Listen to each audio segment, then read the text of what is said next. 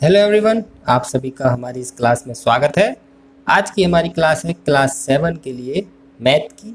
और आज का टॉपिक है बीजगणित में व्यंजकों का गुणनखंड। यानी कि आज हम गुणनखंड करना सीखेंगे।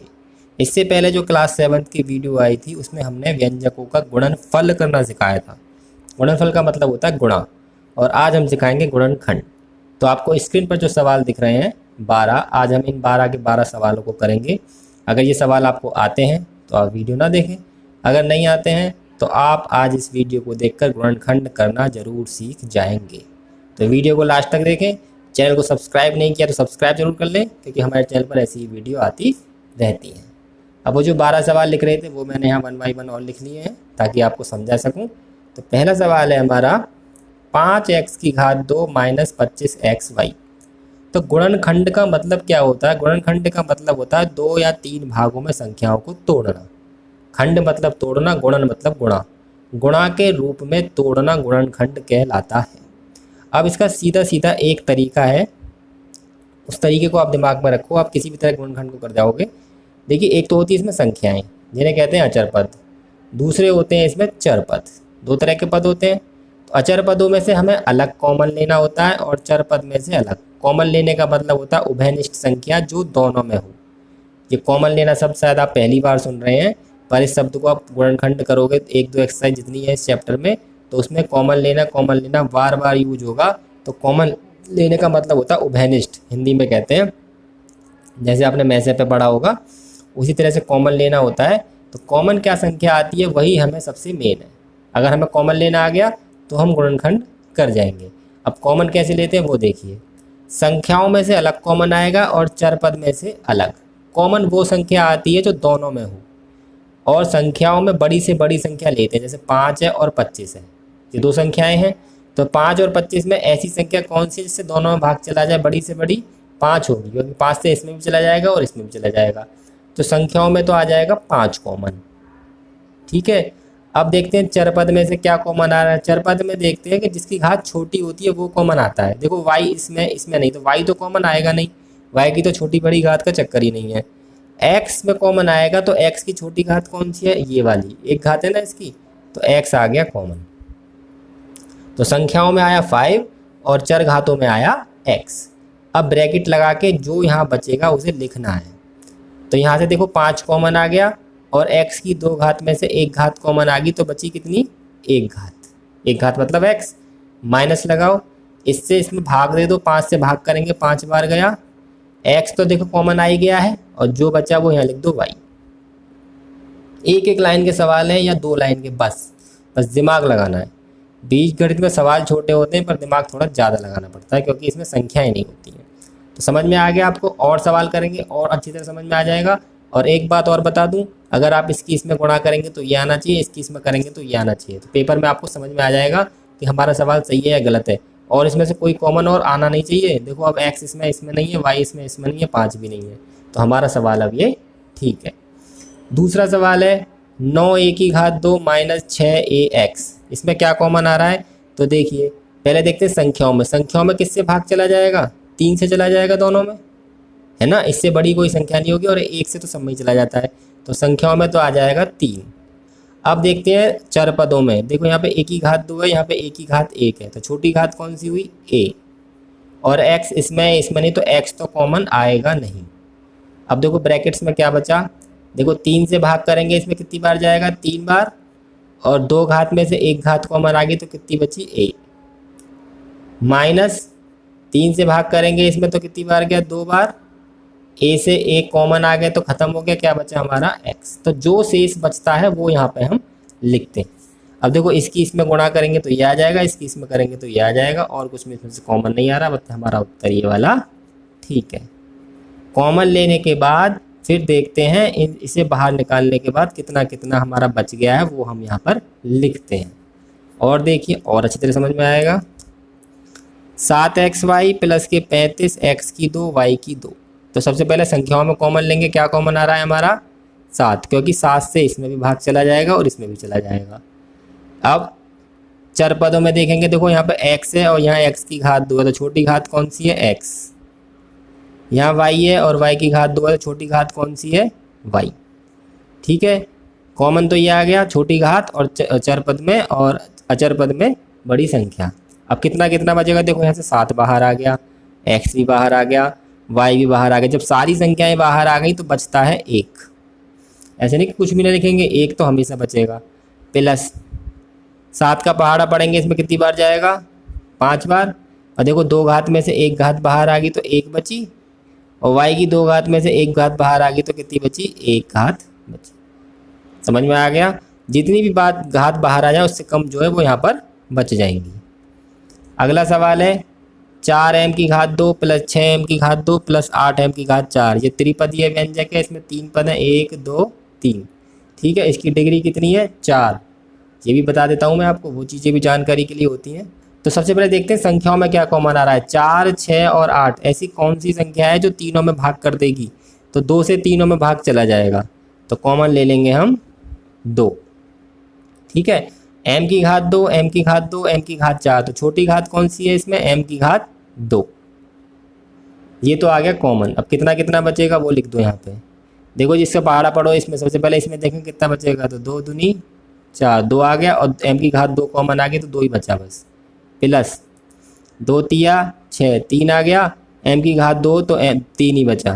प्लस 2 चौक 8, 4 आ गया, और m की घात 4 है, 2 घात बची, 2 घात बाहर आ गई तो अंदर 2 घात बची। चाहो तो इन्हें जोड़ सकते हो यहाँ पे, वैसे तो यहीं पे जुड़ जानी चाहिए थी ये। 2m की घात 2 ये हो जाएगा 5 प्लस 4m की घात 2। वैसे यहाँ भी जोड़ सकते थे, उत्तर यही आता। तो कॉमन लेना आपको आ चुका होगा। संख्याओं में वो संख्या लेते हैं जिससे सब में भाग चला जाए, बड़ी से बड़ी, और चर पदों में वो चर पद लेते हैं जिसकी घात सबसे छोटी होती है। अब देखिए अगला सवाल, इसमें देखिए क्या कॉमन आएगा। 36 a की घात 2b माइनस 60 a की घात 2bc। अब सबसे पहले देखेंगे संख्याओं में क्या कॉमन आ रहा है। ऐसी कौन सी संख्या जिससे दोनों में भाग चला जाएगी, 2 से दोनों में भाग चला जाएगा, और हमें बड़ी से बड़ी लेनी है। बड़ी से बड़ी जो संख्या होगी जिससे दोनों में भाग चला जाएगा वो होगी 6, क्योंकि 6 से इसमें भी चला जाएगा भाग, इसमें भी चला जाएगा भाग, इसमें 4 से भी चला जाएगा, 2 से भी चला जाएगा, पर बड़ी से बड़ी संख्या लेते हैं, वही मैं बता रहा हूँ आपको, तो 6 आएगा। अब आते हैं घात पे, देखिए a की घात 2 इसमें भी, a की घात 2 इसमें भी है, तो जो दोनों में है वो तो आएगा ही। अब देखिए b इसमें भी है और b इसमें भी है, तो वो भी लिख लो। अब c इसमें नहीं है तो वो नहीं आएगा। अब देखो यहाँ पर क्या बचा, देखो अब पहले 6 से 36 में देखेंगे तो 6 6 की 36, 6 बचा एक, तो ये भी कॉमन आ गया, ये भी कॉमन आ गया, तो बस 6 ही बचा। माइनस 6 का पढ़ेंगे इसमें, तो 6 दाम 60 बचा, और a की घात 2 भी आ गया, b भी आ गया, और c बचा। अब हम क्या देख रहे हैं कि अंदर 2 फिर कॉमन आ जाएगा। ये मैंने आपको जानबूझ के इस तरीके से करके बताया ताकि आपकी समझ में और आए कि हमने जो 6 संख्या ली थी मतलब वो गलत है, क्योंकि अभी 2 संख्या और ऐसी है जैसे 2 तिया 6 और 2 पंजे 10, यानी कि ये हमने गलत कर दिया। हमने गलत संख्या कॉमन ली संख्याओं में, क्योंकि 6 से बड़ी है 12 है जिससे दोनों में भाग चला जाएगा। जाएगा कि नहीं, आप दिमाग लगाइए। 6 से 12 से जाएगा, 12 तिया 36, 12 पंजे 60। वो कैसे पता चला हमें, यहाँ से, क्योंकि यहाँ पर अभी भी 2 और कॉमन आ रहा था, मतलब हमने गलत कॉमन लिया। तो हम कॉमन क्या लेंगे इसमें, 12। चर पद सही लिए थे हमने, a की घात 2b, तो यहाँ 12 तिया 36 3 बचेगा, और यहाँ 12 पंजे 60 5 c बचेगा। यह आ गया हमारा उत्तर। ठीक है जी। अब अगला सवाल है सवाल number 6, 7 PQ plus 8 QR plus 3 QS। अब हम क्या देखेंगे, इसमें जो संख्याएं हैं एक है 7 8 और 3, तो ऐसी कोई सी भी संख्या नहीं है जो इन तीनों को विभाजित कर दे, यानी कि काट दे। ऐसी कोई संख्या नहीं होगी इसमें, तो संख्या कोई भी कॉमन नहीं आने वाली। अब आते हैं चर पद कौन सा है, तो चर पद इसमें जो तीनों में है वो केवल Q है। देखो P इसमें नहीं है, R इसमें नहीं है, किसी में नहीं है, S इसमें तो किसी में नहीं है। Q एक ऐसा चर पद है जो तीनों में है, तो Q आ जाएगा कॉमन। तो यहाँ क्या बचेगा 7P, यहाँ क्या बचेगा 8R, और यहाँ क्या बचेगा 3S, यानी कि इसे हटा देते हैं जो कॉमन आ जाता है। उसके बाद जो शेष बचता है वो हम लिख देते हैं। ये हमारा हो गया उत्तर। समझ में आ रहा है आपको। अब थोड़े से आगे बड़े सवाल चलते हैं, ब्रैकेट्स वाले। कॉमन लेने वाले ये सिंपल है, अब ब्रैकेट्स वाले सवालों में भी कॉमन लेते हैं। सवाल number 7, x bracket x minus 2 plus 3 bracket x minus 2। तो क्या करते हैं इन सवालों में, ये पूरी संख्या 1 मानी जाएगी और ये पूरी 1। ठीक है, ये एक ही साथ है, इसके साथ गुणा में, इसके साथ ये गुणा में, बीच में प्लस है, तो मतलब ये पूरी 1 है और ये पूरी 1 है। तो हम क्या देख रहे हैं इन दोनों में कौन सी संख्या जो दोनों में, देखो x-2 इसमें भी है और x-2 इसमें भी है, दिख रहा है ना आपको। तो वही कॉमन आ जाता है जो दोनों में हो। अब कितना कितना बचेगा यहाँ पे, जब ये x-2 बाहर आ गया तो यहाँ बचेगा x, बीच में जो निशान होता है वही लगता है, और यहाँ पे जब ये बाहर आ गया तो यहाँ कितना बचेगा 3। ये हमारा उत्तर हो गया। समझ में आ गया। एक लाइन का सवाल है या 2 लाइन से ज़्यादा कोई सा सवाल इसका होगा नहीं। अगला है 2y y+5, तो ये पूरी संख्या 1 मानी जाएगी और ये पूरी संख्या 1 मानी जाएगी क्योंकि बीच में लग रहा है माइनस। अब देखो y+5 इसमें भी है और y+5, तो y+5 आ जाएगा कॉमन, और जब y+5 इसमें से बाहर आ गया तो यहाँ तो बचा 2y, और जब यहाँ से बाहर आ गया तो यहाँ बचा 3। ये हमारा हो गया उत्तर। ठीक, अगला सवाल है 7a-4 + 7 4 - a, तो ये पूरी संख्या 1 है, ये पूरी संख्या 1 है, तो इन दोनों में से कॉमन क्या आ रहा है, देखो 7 इसमें भी है और 7 इसमें भी है, दिख रहा है ना, तो 7 ले लो कॉमन, तो यहाँ कितना बचेगा a-4, और प्लस लग रहा था प्लस लगा लो, यहाँ कितना बचेगा 4 - a। जब 7 कॉमन आ गया तो ये बचा और ये बचा, बीच में प्लस। अब मैंने आपको सिखा रखा है अगर सेम संख्याएं हैं उनके चिन्ह उल्टे हैं तो आपस में कट जाती हैं, तो ये कट गई और ये भी कट गई, और जब सब कुछ कट गया तो उत्तर बचा इसका 0, और 7 की किसी में भी वो 0 की किसी में भी गुणा करते तो उत्तर आता है 0। समझ में आ गया। तो गुणनखंड तो इसके होंगे नहीं, हल करके ये 0 आ जाएगा। अगला सवाल है a-5 + 9 5 - a। इस सवाल पे ज़रा गौर करना, मैं इसके आगे IMP लिख देता हूँ, इम्पोर्टेंट सवाल है, पेपर में पूछा जा सकता है। तो क्या करेंगे, ये संख्या 1 है और ये संख्या 1 है, समझ में आ गया आपको। अब हम देख रहे हैं कि इसमें ये दोनों एक जैसी हैं, चरपत तो है नहीं, a-5 है 5 - a, बस क्या अंतर किसका आ गया, ये उल्टी है एक दूसरे की, यानी कि ये a-5 है तो ये 5 - a। अगर हम इसे a-5 बना दें तो इन सवालों की तरह ये a-5 ही कॉमन आ जाएगा। वो कैसे बनेगा, हम इस वाले चिन्ह को उल्टा कर देंगे। याद रखना, जब भी हम किसी संख्या को पलटेंगे तो हम इस चिन्ह को उल्टा कर देंगे। पलटेंगे भी कब, जब माइनस लग रहा होगा इसमें, जब जैसे a-5 तो ये है ही, इसका माइनस कर देंगे और इसे भी उल्टा कर देंगे। समझ में आ गया आपको। अगर प्लस लग रहा हो तो माइनस, और माइनस लग रहा है तो प्लस, इसे उल्टा कर दिया। फ़ायदा क्या हुआ, अब ये संख्या देखो दोनों में आ गई कॉमन, आ गई कि नहीं आ गई, आ गई ना। अब इसे लिख देंगे हम कॉमन निकाल के बाहर, यहाँ बचेगा हमारा a और माइनस यहाँ बचेगा 9। तो आपको समझ में आया मैंने क्या बताया। अगर संख्या उल्टी है और कॉमन आ सकती है, वो पर उल्टी है एक दूसरे की, तो क्या करेंगे, इसे पलट के इस चिन्ह को बदल देंगे। ये कब करना है, जब माइनस में हो, अगर प्लस में होगी तो कोई फर्क नहीं पड़ता है इनसे। ठीक है, जैसे प्लस में अगला सवाल है वो बता देता हूँ आपको। 17a + 3 प्लस के 17 3 + a, तो ये जो सवाल है इसमें ये जैसे a + 3 है 3 + a है, तो इसमें उल्टा करके चिन्ह नहीं बदलेंगे, ऐसे ही रहेगा ये, जैसे 17a + 3, ये प्लस ही रहेगा क्योंकि प्लस में नहीं पलटते हम, प्लस में हम बदल सकते हैं चिन्हों को यूं ही। तो ये आ जाएगा a + 3 कॉमन, 17 भी कॉमन है, खैर इसमें हम a + 3 कॉमन लेते हैं, 17 बचेगा और यहाँ भी 17 ही बचेगा, 17 17 हो गई 34। इसका उत्तर आ जाएगा 34 a + 3। थोड़ा अलग सवाल था, पर मेरा पर्पज़ यहाँ बताने का आपको ये था कि प्लस में अगर हम पलटते हैं तो चिन्ह नहीं बदलते, अगर माइनस में इन्हें पलटेंगे तो इस चिन्ह को बदलेंगे। और एक आध सवाल बताएंगे इस तरीके पे आगे। फिलहाल इस सवाल को देखते हैं। z-2 की होल घात 2 माइनस के 3 z-2। अब इस सवाल में एक लाइन में खोल के आपको समझाने के लिए दिखा रहा हूँ। z-2 की 2 घात है, इसका मतलब है z-2 हमारा 2 बार लिख रहा है इस तरीके से। 2 घात का मतलब इसका ये है, और ये ऐसे लिख दो।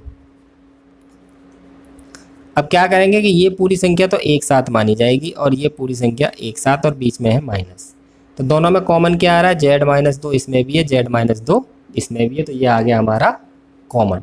ठीक है, तो z-2 हमने जो कॉमन आ रहा है वो हमने कॉमन ले लिया, बचा कितना, देखो यहाँ पे ये वाला z-2 बचा और माइनस ये बचा 3, ये वाला 3 तो बचा। अब ये हमें पता है दोनों जुड़ जाएंगे, माइनस माइनस प्लस होते हैं, तो ये आ जाएगा z-2 और z-3 और 2 5।